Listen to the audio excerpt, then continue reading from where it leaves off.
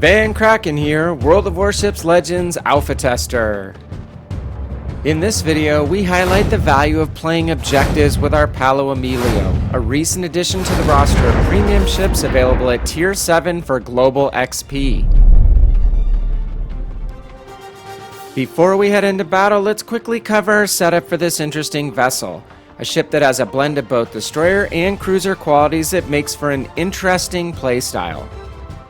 A few patches back, we got access to our first two Italian destroyer commanders, each of whom buffs one of two unique consumables that form the basis of the open water torpedo ambush mechanic that has earned this ship the nickname Yolo Emilio. Luigi Rizzo has a base trait that buffs top speed when using Paolo's engine boost consumable, and Giuseppe Fulgosi adds additional duration to the unique rolling engine smoke consumable found on Italian ships that conceals you while you are moving. Because there's a catch with speed and engine smoke, go too fast and you'll outrun your creeping screen, we opt for a longer smoke generator duration with Fulgosi's base trait, In the Fog. From an attack perspective, we buff both the short range and speed of our torpedoes with Commander Inspiration Albert Gleaves, and Commander Skill Contact is Imminent.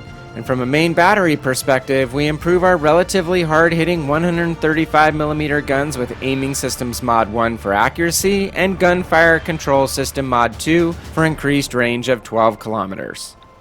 The rest of our build focuses on survivability, as we take Commander Inspiration Eric Bay to improve our not-so-stellar concealment, Commander Skills Squid's Ink and Smoke on the Water to further enhance our smokescreen capability, Perceptive for vision enhancement and damage reduction, and legendary skill Unstoppable for quicker healing and engine repair in close quarters engagements. And finally, from a modules perspective, we go with Steering Gears Mod 2 to speed up our rudder shift, and Concealment System Mod 1 to lower our base concealment rating even further. With this build, we are not going to hide from the fact that we are strengthening the core toolkit used to spring the ambush attacks on isolated or distracted ships that the Paolo Emilio is famous for. And some players say is the only thing that this ship has going for it. This combo includes the engine boost and engine smoke consumables and 3 quadruple racks of torpedoes, each carrying a whopping 24,000 max damage warhead. Using these 3 tools, you can get the cover of a moving smokescreen from which you can deliver surprise torpedo attacks with a damage potential capable of taking down even the mightiest battleships. But is Paolo's Yolo torpedo gimmick the only reliable way to attack? She does have decent concealment with our build of just over 6 kilometers that allows her to take advanced positions without using smoke, but she has to be very careful not to push cap positions too aggressively, as she will quite often be outspotted by more stealthy enemy destroyers and has to keep track of the radar cruisers too. And we can't fail to mention that her 8 135mm main battery guns with comfortable firing arcs in a 12-kilometer range are definitely potent when they connect with their target, but they do suffer from relatively slow turret traverse and a painfully long reload when engaged in knife fights with fast-firing DDs. This can be remedied by angling her armor, of which she actually has some, and trading hit points from her relatively large health pool when she has the opportunity to make a play that can secure a flank or seize a key cap circle. Now that we've explored our build and some resulting key ship characteristics, let's man our battle stations on Greece and see if we can use Paolo to help our team gain an advantage by taking and holding an important weak flank objective.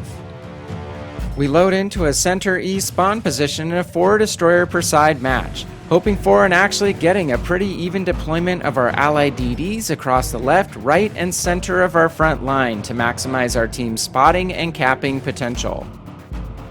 Based on our team's deployment and our own map position, we quickly formulate a plan to run a battle tactic we'll call the Cap Sweep.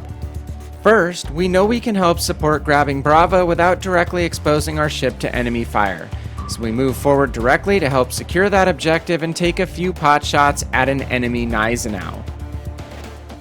But what we decide to do next is a bit trickier. We know that we need to help support the eastern Charlie/Delta flank because our team is quickly shifted to the center and the west, leaving just one destroyer teammate on the eastern side. To bolster the flank, we'll drive by or sweep the Charlie Delta cap area along its edge, rather than just plunging straight into it. First, this allows us to probe for enemy capital ships that might flank our team by pushing north, and in the process make themselves a good torpedo strike target. And second, as we push further into the flank area, we'll check to see whether the enemy ships are in the nearby cap circles by looking at their color and anticipate getting spotted as we move in. We'll have our guns ready by loading high explosive rounds and pre-turning our turrets in the anticipated direction of the enemy destroyers, as well as mapping out an unobstructed escape route just in case things get too hot. Trying to stay in the cap until we cap it. Okay, we got it. Excellent. Looking for destroyer targets now. Easy to hit the battleships, but that's not going to do what I need to do out of my role for my team, which is countering destroyers. We'll save terrorizing battleships for a little later. This might be a sneaky place to try to pop this Nelson, though. If we can time this right, not get spotted.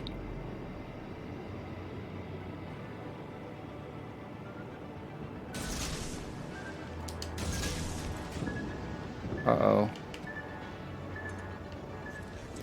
We can use our speed boost so we can be maneuverable and get fire on this Sasashio.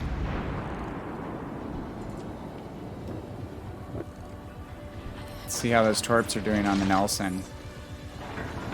Ooh, those could be good. I have you now. Yes. Nice.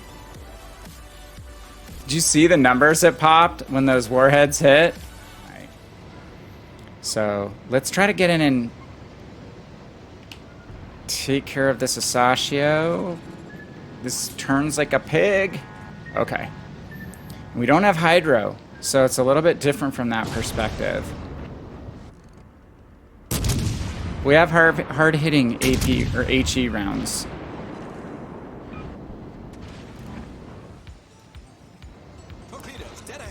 There's the second rack.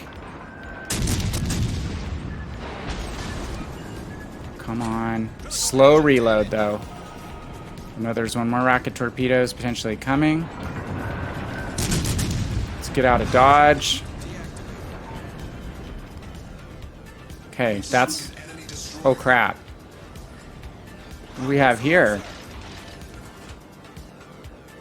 Hey, thanks for coming by, Captain Greek. Every follow is greatly appreciated on this channel.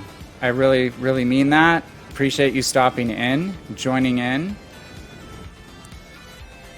Again, I'm mainly a Legend streamer. There is a very popular Greek streamer named Chaos Machine GR, which I believe is for Greece, who's one of my favorite PC streamers. So if you are a Greek captain, I consider you a friend. Mr. Chaos is one of the friendliest and just coolest dudes as a human being in the streaming community in World of Warships. Again, does happen to be on the PC side.